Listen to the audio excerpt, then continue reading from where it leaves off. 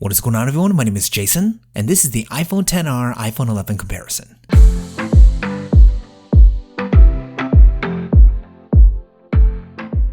So one of the best things Apple did in 2018 was introduce the iPhone XR, a device that differentiated itself by offering a lower price tag, but gave you around 98% of the same user experience. And no doubt, the XR was an absolute hit, far outselling all other iPhones available and beating most other phones period in the first half of 2019. And for good reason, because the XR to me was one of the best value iPhones ever made, as it's a joy to use and really doesn't have any major concessions. Now, whether you bought one yourself or are thinking about doing so, what you're likely doing in your head is comparing the XR to the next iteration of that phone, the iPhone 11. Launched in September of 2019, Apple is in no way taking its foot off of the accessible iPhone it debuted a year prior, and the iPhone 11 is indeed a compelling device. And in case you're contemplating whether or not you should upgrade, or you're on the fence between both devices, thought I'd put together this comparison review to help answer the question, is the iPhone 11 worth it? Now, before we get into the review, if you're into checking out the latest consumer tech products before you buy them, or if you're just a tech head like me, I make a video like this every single week, so make sure that you hit that subscribe button and turn on that bell icon so you can be the first to know when a new JSL review is out and you don't miss anything. And real quick, I know this is random, but I'm always curious to know, if you have either the XR or the iPhone 11, which color did you go with? And if you're planning on picking either one up soon, what color are you going with? Curious to know which color is the most popular? Let me know in the comments down below. Okay, first up, when it comes to physical design, there's really not much to talk about in terms of differences because they're almost identical. They both come in the exact same dimensions and weight, they both implement a glass-on-glass design with an aluminum frame sandwiched in the middle, and they both come in Apple's array of more vibrant colors. Only difference here is that the XR is available in coral and blue, colors not found on the 11, and the 11 is available in purple and this mint green, vice versa, not available on the XR. The only real glaring physical difference between both phones are the camera housings. Whereas the XR has a single lens rear camera that's integrated into the glossy back panel of the phone, the iPhone 11 has a vertical dual camera setup on a dedicated square frosted glass camera housing. Now, we'll get into the whole camera differences a little later in this video, but speaking strictly from a looks perspective, I think the XR is cleaner with its single integrated camera design. I've always questioned why Apple decided to use the square camera housing on the iPhone 11 when it only has 2 cameras instead of 3. And though it's not ugly, it comes off gratuitous and unbalanced with every other design element of the phone when it comes to the overall look and feel. But let's face it, even though it's the biggest difference between the two phones, in the grand scheme of things, it's pretty minor, and they're essentially the same phones physically in the hand. And in that regard, both are excellent. The glass-on-glass design gives both phones that premium look and feel. The colored aluminum frames have really stood the test of time to maintain a playful, yet sophisticated look, and there's no debating that both phones are flagship quality when it comes to physical build and design execution.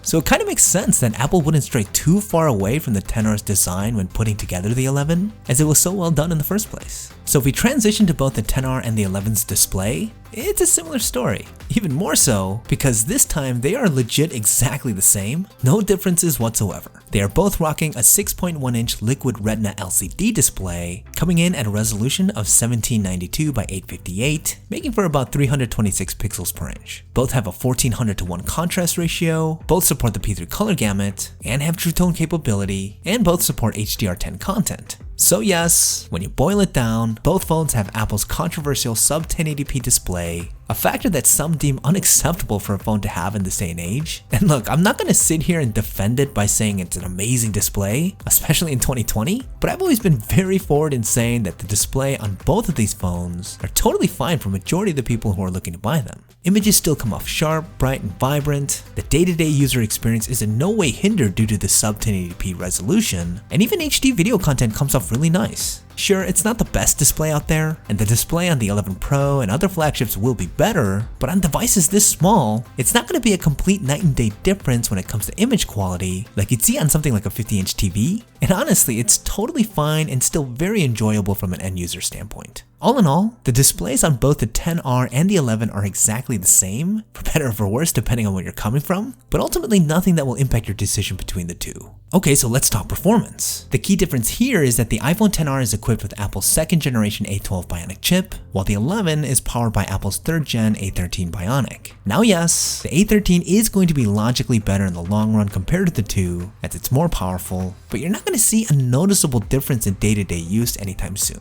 This is because the A12 is still a beast of a processor and has the legs to comfortably carry the XR pretty deep in terms of the phone's lifespan. So yes, the iPhone 11 may last you a bit longer, but the XR is in no way a slouch in comparison and still will be able to last you a while before it really starts to slow down. Another minor difference here is that the XR maxes out at 128GB of internal storage, while the 11 can be up to 256, and though the XR was praised as one of the best phones for battery life in 2018, Apple stepped it up with the 11, giving it about an extra hour of battery life overall, which is pretty impressive even though it's not a major increase. Another minor difference between the two phones, while the XR is IP67 water resistant, allowing the device to survive 30 minutes under 1 meter of water, the 11 is IP68 water resistant, allowing for around 30 minutes under 2 meters of water. Both use Face ID as their primary biometric security measure, and both perform exactly the same, and both have stereo speakers, one firing out the rear and the other through the earpiece, but the 11 does support Dolby Atmos. All this to say that the differences covered here aren't really that big of differentiators between both phones, as most of the stuff covered is likely going to go unnoticed by most users, but there are iterative improvements from a performance standpoint to the iPhone 11, much like you would expect, but nothing to the point where I would say one phone is significantly better than the other. So at this point, you may be wondering just exactly what is the big difference between the XR and the 11, given the long list of similarities. Well, the biggest difference between these two phones is going to be in their cameras. Let's start off with the front-facing camera. The XR is equipped with a 7-megapixel true-depth front-facing camera that supports 1080p video recording at either 30 or 60 frames per second. The 11 is upgraded with a 12-megapixel true-depth camera that supports 4K video recording at either 24, 30, or 60 frames per second. Now, as far as image quality is concerned, both are great, and I wouldn't say that the 11 is noticeably better. Both do an outstanding job with selfies, their portrait mode performance is the same. Now, the bigger difference is going to be in the video quality. With the jump to 4K, the 11 shoots noticeably sharper front-facing video. Now, this could be of importance to you if you do a lot of video on Instagram or TikTok, as you're going to get better quality out of the 11. But if you're not into that whole front-facing video thing, the XR is still quite capable. Now, when looking at the rear cameras, the most jarring difference, which you mentioned a bit earlier, is pretty obvious. While both the XR and the 11 have a single f1.8 aperture wide-angle primary shooter, the 11 also has a secondary f2.4 ultra-wide-angle camera, something completely absent on the XR. And personally, I really like the wide-angle lens. I think it's way more useful and enjoyable than a 2x telephoto zoom lens, and I'm glad Apple went this direction because being able to take wider landscape shots and just get more into the frame is really nice. And Apple did a really good job with this lens. It's accurate and the color science is well matched with the primary camera, making for good consistency between the two.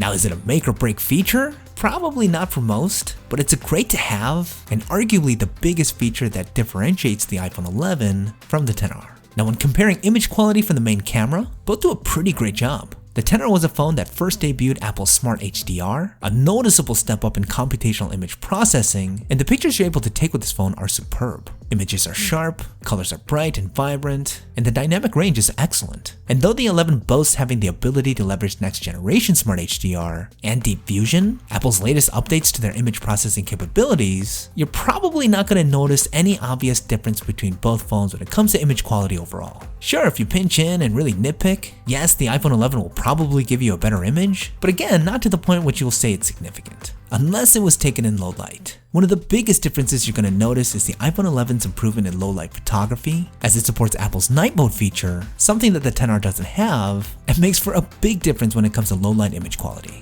I mean, you could see the difference is significantly noticeable, and really there's no way the XR can compete here. When it comes to video, both phones can shoot 4K video in 24, 30, or 60 frames per second. The stabilization on both cameras are class leading, and you're not going to notice any major differences here. And that's not a bad thing, because both are able to shoot incredible video, arguably the best on any smartphone right now, and it's nothing you're going to miss out on by going with or sticking with the iPhone XR. So at the end of the day, the area in which you're going to see the most differences between the XR and the iPhone 11 is the cameras. And even though I like all the additions and the updates that are on the new iPhone, it's hard for me to say that anything here makes the 11 a no-brainer type of decision when it comes to upgrading. I mean, the XR's camera is so close in quality and is still so extremely capable. The addition of a wide-angle lens and 4K video on the front-facing camera, super nice, don't get me wrong, but something I think I could personally live comfortably without. So I guess that begs the bigger question. Is it worth upgrading to the iPhone 11? Well, that depends. To me, if you already have an iPhone XR, I would say hold off. The iPhone 11 is a better phone and it's something I'm fairly confident you'll enjoy, but at the end of the day, most of the additional features are novel and don't add critical value to what you already have in your hand.